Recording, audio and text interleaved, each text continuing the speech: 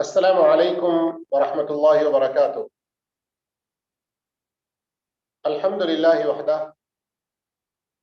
والصلاة والسلام علی من لا نبی بعدہ، اما بعد، اعوذ باللہ السمیع العلیم من الشیطان الرجیم، بسم اللہ الرحمن الرحیم۔ قد افلح المؤمنون الذین هم فی صلاتهم خاشعون۔ محترم ناظرین، سامعین کرام، ہمارا ہفتے واری پروگرام لذت نماز، اس کے 7ویں ایپیسوڈ میں آج الحمدللہ ہم بہت ہی اہم عنوان سننے جا رہے ہیں۔ یہ اہم عنوان اگر ہم نے اس کو اچھی طرح سے سنا اور سمجھا تو یقیناً ہماری نمازوں میں بہت بڑی تبدیلی آ جائے۔ جی ہاں، یہ بالکل میں یقینی بات کر رہا ہوں۔ کوئی اندازے کی یا کسی طرح کے ممکنات ہو سکتا ہے نہیں، بالکل یقینی طور پر ایسی پکی بات کہ الحمدللہ ہزاروں لوگوں نے جب اس اہم عنوان کو سمجھا تو انہوں نے اپنی نمازوں میں حقیقت میں تبدیلی محسوس کی۔ میرا مقصد ہے کہ آپ کی نماز پوری طرح سے بدل جائے، بالکل پوری طرح سے، بالکل پچھلی والی نمازوں کی طرح غفلتوں کے ساتھ نہ ہو، بلکہ ایک نئی روح، نئی لذتوں کے ساتھ ایسی نماز کہ جس کے ذریعے آپ کو حقیقت میں اطمینان و سکون، لطف و راحت محسوس ہو۔ جی ہاں، دوسرا ہمارا اہم مقصد ہے کہ آپ کا دل سعادتوں سے، خوشیوں سے لبریز ہو جائے۔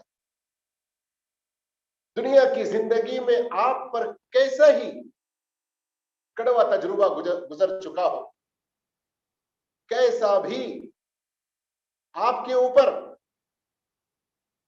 کوئی پریشانی، تکلیف، مصیبت کا پہاڑ ٹوٹ چکا ہو، اس کے باوجود اس نماز کے ذریعے آپ کے دل پر سکون و راحت کی وہ چادریں، سکون و راحت کی وہ بہترین کیفیت آپ پر پیدا ہوگی کہ آپ اس کا اندازہ نہیں لگا سکتے۔ تیسرا مقصد ہمارے اس پروگرام کے ذریعے اور خاص کر آج کا یہ عنوان، اس کے ذریعے یہ ہے کہ آپ جنت الفردوس، اس اعلی جگہ کے مالک بن جائیں۔ کیا فرمایا اللہ رب العالمین نے؟ اولئک هم الوارثون الذین یرثون الفردوس۔ وہ لوگ جو وارث ہوں گے اس کے؟ جنت الفردوس کے۔ کون سا جنت الفردوس؟ اللہ کے رسول صلی اللہ علیہ وسلم نے فرمایا اعلاها افضلها واوسطها، تمام جنت کی قسموں میں سب سے اعلی، سب سے افضل، اور اس کے اوپر رحمان کا عرش۔ اور یہ کیوں کر ممکن ہے؟ ذرا غور کیجیے۔ جہاں سورۃ المؤمنون کے آیت نمبر 10 اور 11 میں اللہ رب العالمین نے جنت الفردوس کے وارث ہوں گے کر کے خوشخبری دی ہے، اس کی پہلی اور دوسری آیت پر غور کریں۔ قد افلح المؤمنون الذین هم فی صلاتهم خاشعون۔ کیا ان کی صفات ہیں جو فردوس کے مالک بنیں گے؟ ان کی سب سے پہلی صفت اللہ نے بیان فرمائی کہ وہ اپنی نمازوں میں خشوع اختیار کریں. ہماری اس مقصد کو جب آپ سمجھ جائیں گے تب آپ آئیے آگے بڑھتے ہیں. آپ سوچتے ہوں گے کہ آخر کیا بات ہے کہ جب ہم نماز میں آ کر کھڑے ہوتے ہیں تبھی بہت سارے افکار، بہت سارے خیالات، باہر کی بہت ساری سوچوں کا حملہ ہمارے اوپر کیوں؟ اس سے پہلے اتنی ساری سوچیں کہاں غائب ہوتی؟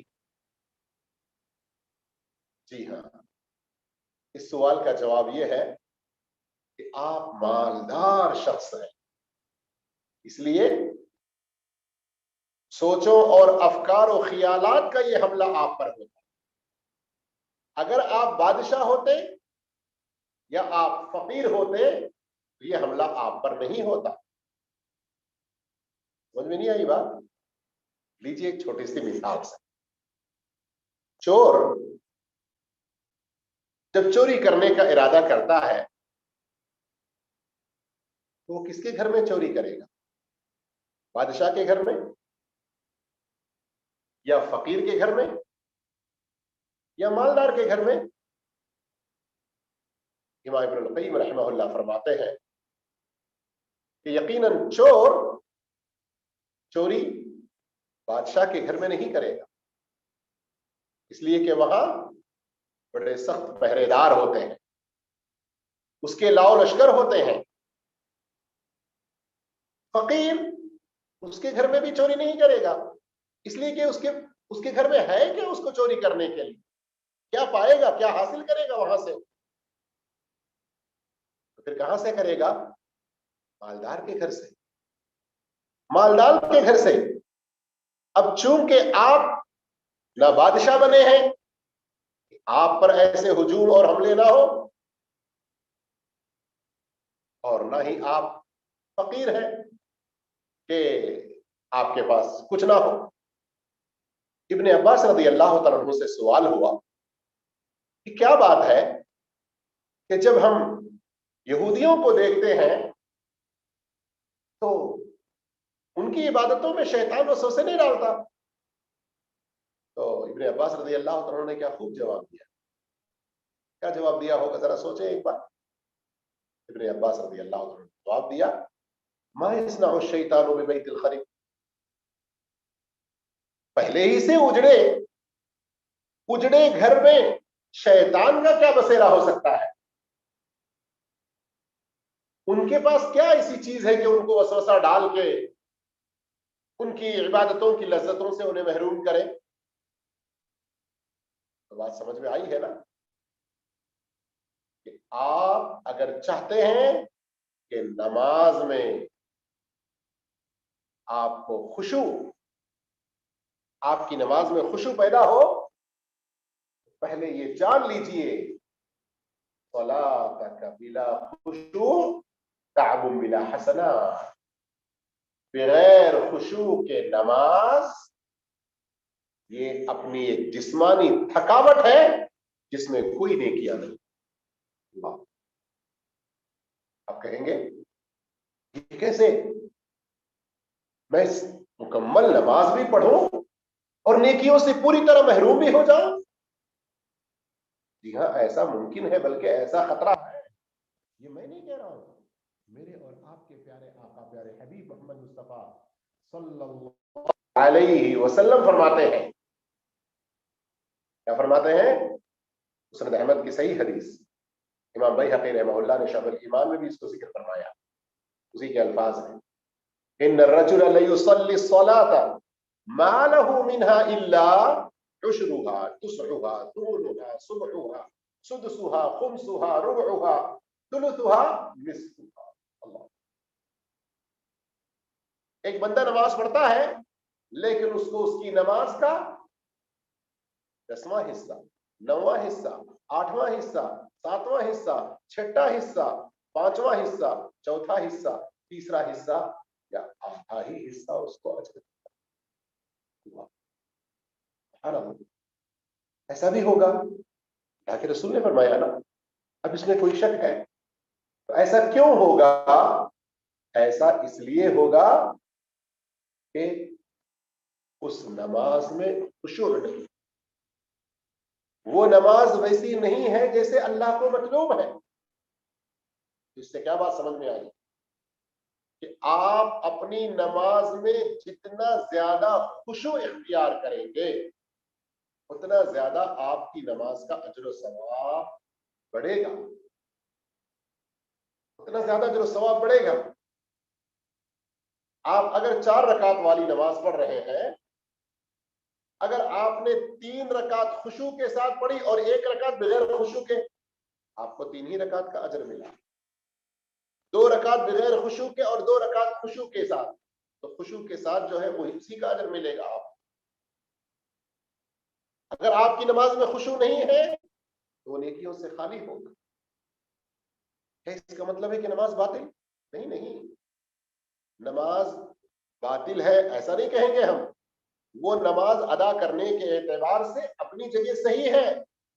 آپ نے نماز ادا کیا ہے، آپ کی فرض ادا ہوئی، یہ کہا تو جائے گا، لیکن نماز کے ذریعے جو فائدہ آنا ہے اس فائدے کی، اس اجر و ثواب کی بات ہو رہی ہے، اس سے انسان محروم ہو۔ ابن عباس رضی اللہ عنہ فرماتے ہیں لیس لک من صلاتک الا ما عقلت منہ، تم کو تمہاری نماز کا اتنا ہی اجر و ثواب ملے گا جتنا تم سمجھ کر نماز ادا کرتے۔ اب اللہ رحم، ہمارے بعض لوگوں کی حالت کیا کہتے ہیں، نماز میں خشوع نہیں لا سک رہا ہوں اور نماز بغیر خشوع کے پڑھنے سے نیکی نہیں ملتی، پھر نماز ہی چھوڑ دیتا۔ اعوذ باللہ، یہ کیسی بات ہے؟ انسان کو خیر اور شر، اچھائی اور برائی دونوں میں اختیار دیا جائے چھوڑنے کا، تو کس کو چھوڑنا چاہیے؟ اچھائی خیر کو یا شر کو؟ شر کو چھوڑنا چاہیے۔ میرے پیارے بھائی، میری پیاری بہن، آپ شر کو چھوڑ دیں۔ اس کو ایک مثال سے سمجھیں۔ آپ ایک ایسی سڑک پر چلے جا رہے ہیں جہاں گرمی کی وجہ سے وہ سڑک انتہائی گرم ہے کہ آپ قدم رکھ نہیں پائیں گے اس پر سیکنڈ کے لیے۔ اب چلتے چلتے آپ کا چپل ٹوٹ گیا، ایک چپل آپ کا ٹوٹ گیا۔ اب کیا کرتے ہیں؟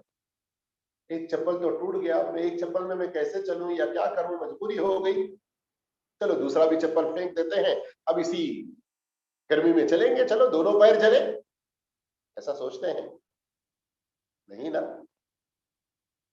نہیں نا، حتی الامکان اپنے اس دوسرے ننگے پیر کو جلنے سے بچانے کی کوشش کرتے ہیں، یا تو نئے جوتے خرید لیتے ہیں بہت جلد، ایسا میسر نہ ہو چلانے سے اپنے آپ کو بچاتے ہیں نا۔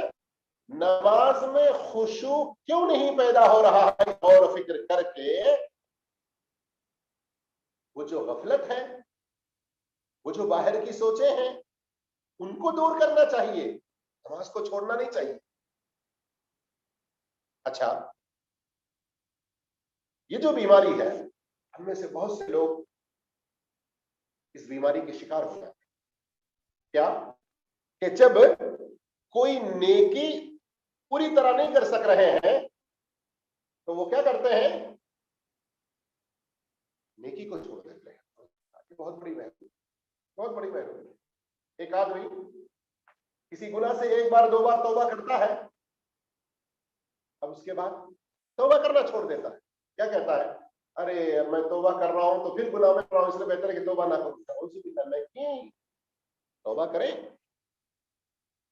توبہ کریں، استغفار کرتے رہیں، گناہ کو چھوڑنے کی کوشش کریں، کسی اچھائی کو نہ چھوڑیں۔ کوئی آپ کے اندر بری عادت ہے،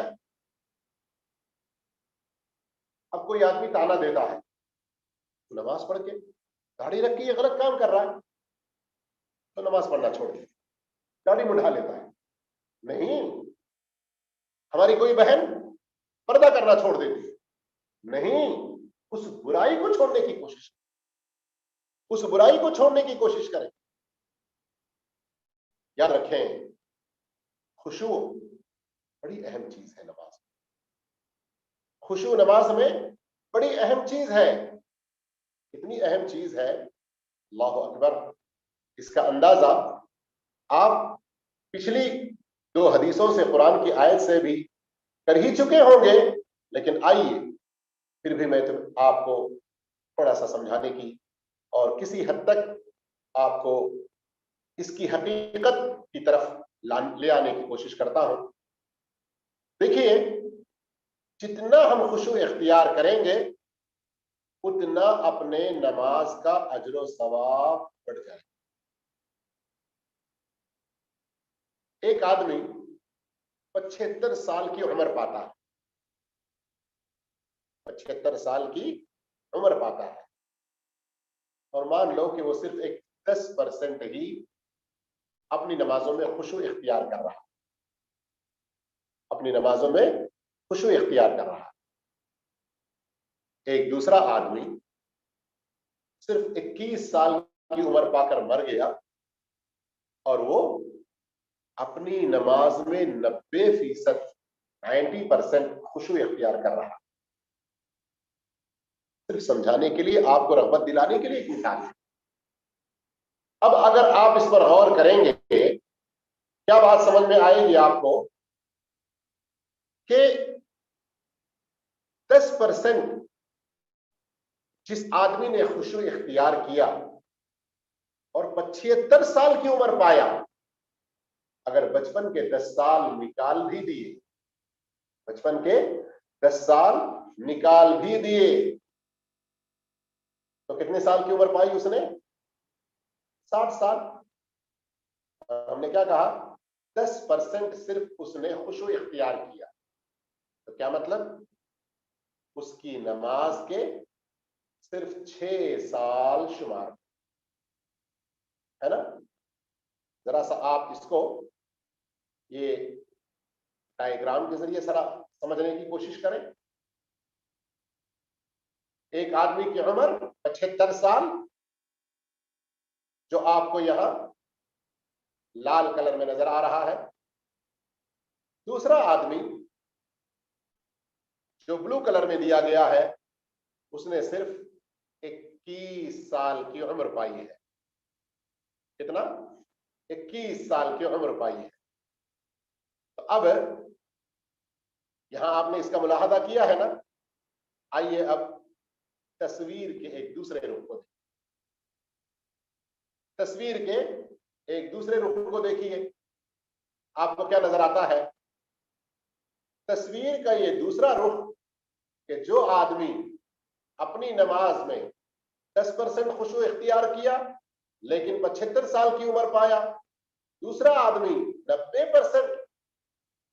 90% खुशू इख्तियार किया लेकिन सिर्फ 21 साल की उम्र को पाया। आप यहां फर्क देख रहे हैं। ब्लू कलर वो जो देख रहे हैं 21 साल की उम्र वाला, चूंकि 90% उसने खुशू इख्तियार किया, अलग अगरचे की उम्र कम पाई, लेकिन चूंकि परसेंटेज खुशू का 90% था ना, इसलिए वो हाईएस्ट हो। एक दूसरा आदमी जो देखने को तो 75 साल की उम्र पाई, लेकिन खुशू कितना था? सिर्फ 10%, तो उसके एतबार से लाल कलर आप देख रहे हैं तो कम हो गया। तो इस तरह से मेरे भाइयों और मेरी प्यारी बहनों, खुशू के हवाले से ये एक समझाने का अंदाज इख्तियार किया गया है। अब आइए आगे हम बढ़ते हैं एक अहम चीज की तरफ कि जब हम अल्लाह अज़्ज़ा व जल्ला की बारगाह में पहुंचेंगे, उस वक्त हमारी सारी इबादतें, जिंदगी का सारा अमल वहां पेश होगा। क्या होगा? सूरत ज़ुमर आयत नंबर 47 पढ़िए। अल्लाह रब्बुल आलमीन फरमाता है, وَبَدَا لَهُم مِّنَ اللَّهِ مَا لَمْ يَكُنْ. اللہ کی طرف سے وہاں ان کے سامنے ایسی ایسی چیزیں ظاہر ہوں گی جن کا ہم وہم و گمان بھی نہیں کرتے. بس اللہ ہی ہماری کمزوریوں پر پردہ ڈال دے. اب اللہ تعالی ہمارے عیوب کو چھپا دے. اللہ تعالی ہماری غلطیوں کی اصلاح کر دے. اللہ ہمارے دل کے حالات کو درست کر دے. میرے بھائیوں، میری بہنوں، تقریباً پچھلے کئی ایپیسوڈ سے آپ سنتے آ رہے ہیں، خشوع کی ایک جو جادوئی چابی ہے وہ ہم عنقریب آپ کے سامنے پیش کریں. اب وہ وقت آ چکا ہے. آج جادوئی چابی، تلسمی چابی، المفتاح السحری للخشوع، خشوع حاصل ہونے کے لیے جو جادوئی چابی ہے وہ جادوئی چابی آج ہم آپ کے سامنے پیش کرتے ہیں. اور وہ چابی کو پانا، اس کو استعمال کرنا، اس سے نفع حاصل کرنا کوئی مشکل بات نہیں ہے.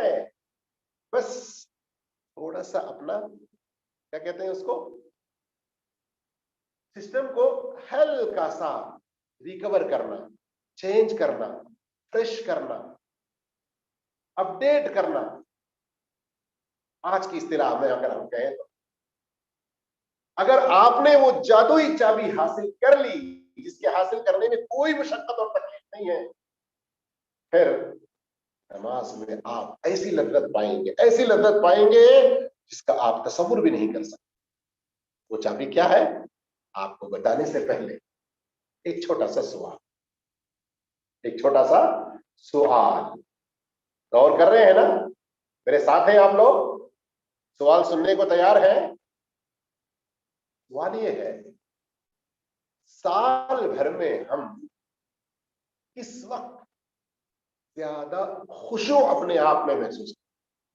پورے سال بھر میں، پورے سال بھر میں سب سے زیادہ خشوع کب محسوس ہوتا ہے؟ یقینی بات ہے آپ کا جواب ہوگا رمضان میں، ہے نا، جو ابھی قریب میں آنے والا ہے، کچھ ہی دنوں بعد رمضان میں. ٹھیک ہے. اسی میں دوسرا سوال یہ ہے، رمضان میں آپ کو خشوع کب محسوس ہوتا ہے، کس حالت میں؟ آپ کا جواب ہوگا ایمان کے پیچھے تراویح پڑھتے ہیں. اب اگر میں پوچھوں کہ ایمان کے پیچھے تراویح پڑھتے ہوئے وہ کون سا لمحہ ہے، کون سی سچویشن ہے جس کے اندر آپ کو خشوع کا بہت زیادہ احساس ہے؟ یقیناً آپ کہیں گے اس وقت جب امام دعا کر رہا ہوتا ہے، آپ لوگوں کو دیکھتے ہیں اس کی آواز رونا شروع کر دیتے ہیں. خاص کر اس وقت جب امام اللہ سے جنت کا سوال کر رہے ہوتے ہیں، جہنم سے پناہ طلب کر رہے ہوتے ہیں، تو لوگوں کی ہچکیاں بن جاتی ہے نا؟ یہ پریکٹیکل آپ محسوس کرتے ہیں نا؟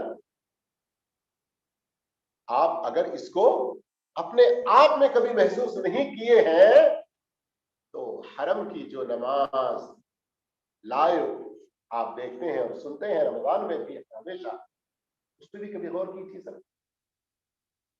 اب یہاں سوال یہ ہے کہ اس موقع پر خشوع اپنے اندر کیوں کر آ جاتا ہے؟ یہی وہ تلسمی چابی ہے، وہی وہ جادوئی چابی ہے جو اس وقت وہاں ہم استعمال کر رہے ہوتے ہیں، جبکہ روزانہ کی اپنی نمازوں میں اس کو ہم استعمال نہیں کرتے ہیں، جس کی وجہ سے ہمیں وہ خشوع نہیں حاصل ہوتا. اور اس کے ہمارے دل کے اندر وہ حرکت پیدا نہیں ہوتی، ہم جب اٹینشن نہیں رہتے تو پھر خشوع بھی نہیں پیدا ہوگا.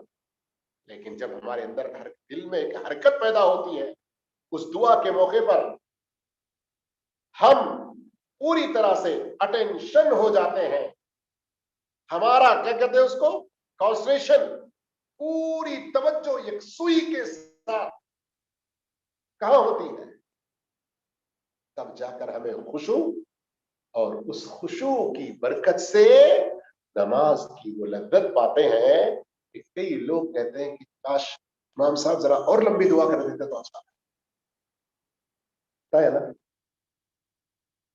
तो बड़ी आसानी के साथ वो तिलस्मी चाबी शायद आप पहचान गए, वो क्या है, उसको वही कहते हैं अरबी में कि सिर्फ 3 कलिमा, कल्लिमहु, खातिबहु, तहद्दथ इलैहि। अरबी में देखने में ये 3 अलग अलग अल्फाज हैं, लेकिन अगर हम उर्दू में कहना चाहें तो कह सकते हैं एक ही लफ्ज। वो क्या है, वो लफ्ज आपको बताने से पहले एक मर्तबा आपको मैं पीछे ले जाता। जब आप इमाम के पीछे, जब इमाम सवाल कर रहे हैं जन्नत का या पनाह मांग रहे हैं जहन्नम से, और पीछे लोगों की हिचकियां बंध जाती हैं, क्यों? इसलिए कि ऐन उस वक्त हर पीछे आमीन कहने वाला भी गोया के अपने रब से मुखातब है, अपने रब से वो मुखातिब है कि ऐ अल्लाह, मैं तुझसे जन्नत का सवाल, तू ही देने वाला है, मैं तुझसे जहन्नम से पनाह तलब कर रहा हूं, तू ही बचाने वाला है इस जहन्नम से। ऐ अल्लाह, हम इस पूरे एहसास और जज्बात में होते हैं, कंप्लीटली हमें ये शुऊर होता है कि जन्नत देने वाला, जहन्नम से बचाने वाला सिर्फ अल्लाह है, मैं अपने उसी अल्लाह से मुखातिब हूं। ये जो मुखातबत डायरेक्ट उसके साथ आपका जो कनेक्शन जो मजबूत हुआ है, ये है मेरे भाई, मेरी बहनों, कल्लिमहु वखातिबहु तहद्दथ इलैहि, कि आप जब नमाज में खड़े होते हैं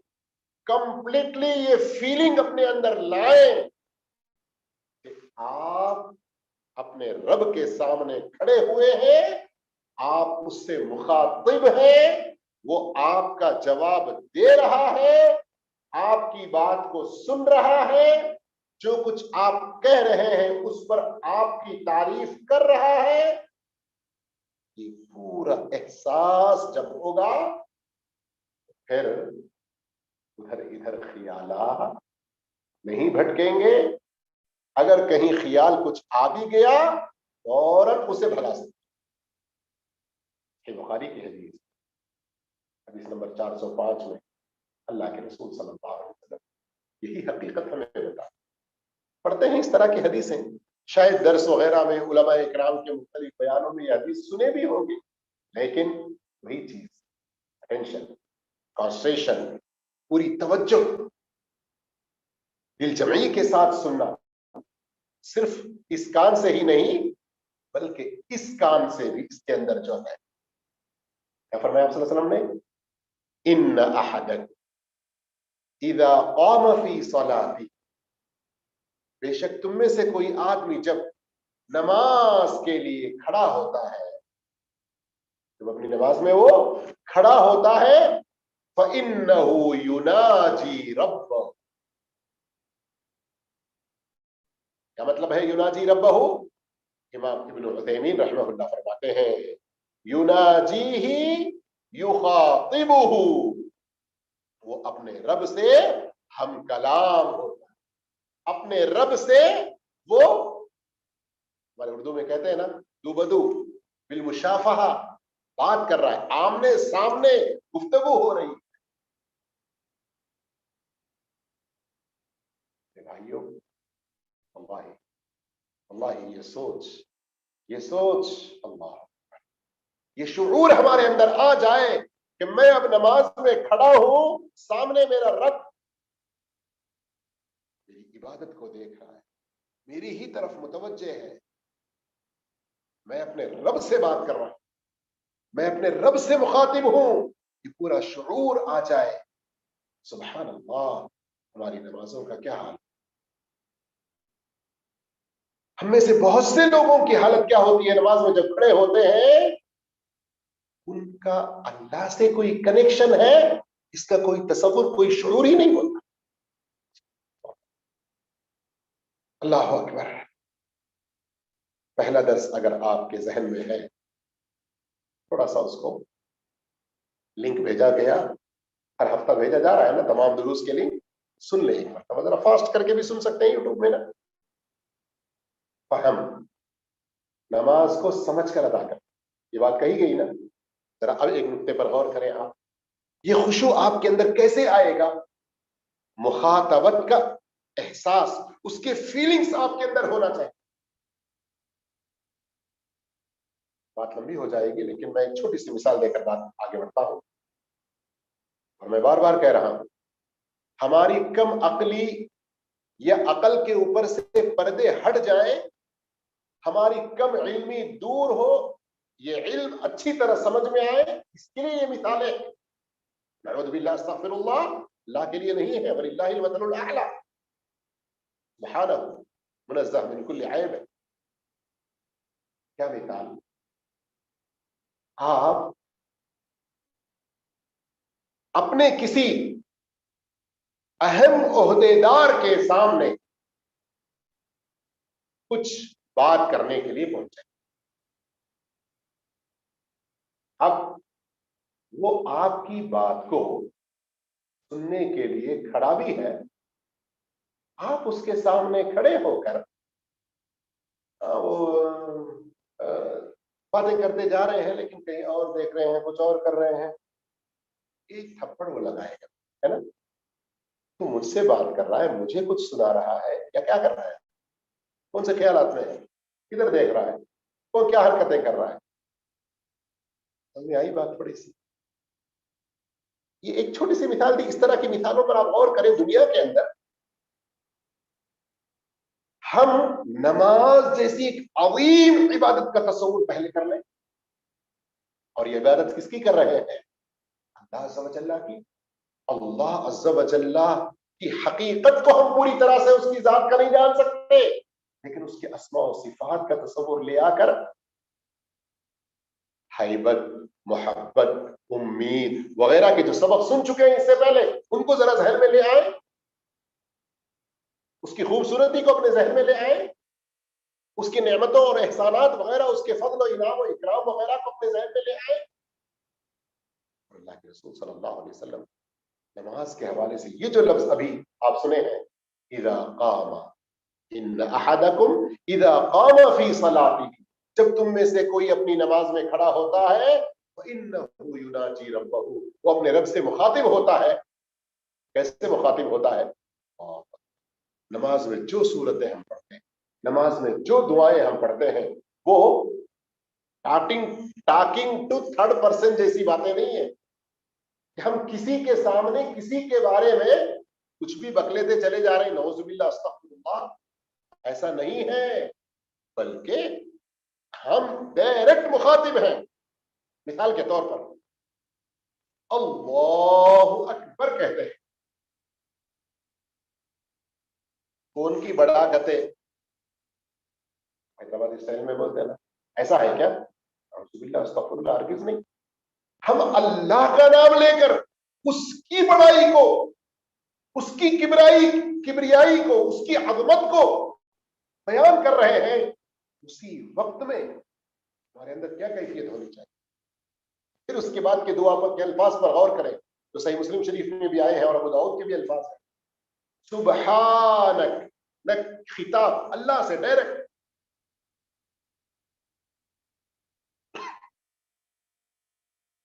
اللہ سے ڈائریکٹ خطاب. سبحانک اللہ وبحمدک وتبارک، کیا یہ جو الفاظ ہیں نا اللہ سے مخاطبت کے ہیں.